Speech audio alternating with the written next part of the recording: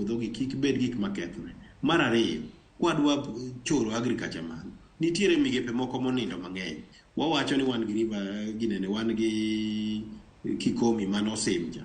Ere kaka dichiere, kamoro ko chiere to dhi konyo jopur pamba ma Homa Bay, ma Siaya, ma Migori, the entire region nyaka ma Bomet.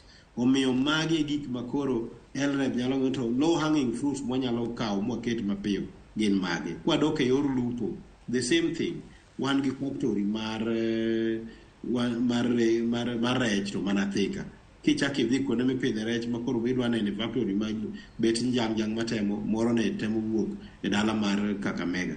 Donge dwane loso magi kuonde manitiere comparative advantage ma economies of scale nitie. Wan gi lach mar nam maduong' moloyo e Homa Bay County. Lach ne kako chakre Miriu oluoro manyako dhi chopo ogo tongi Migori so all how mana Mexico kucho.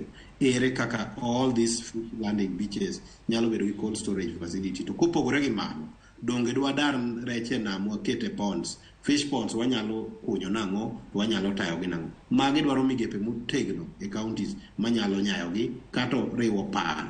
Kiyudo ka Kakamega osetime maber, so paro kuro mondo imbi kode koni e yo makare. Magi gima biro konyowa. Kwadok e tourism, ok inya bedo gi tourism e county achiel kendi, nitie circuit manyaka bedgo. Wabede gi circuit mar Lake Region Economic Block. Maka ja tourist obiro Lake Region, to onyalo chako gi Kakamega Forest, kata obiro neno kit mikai.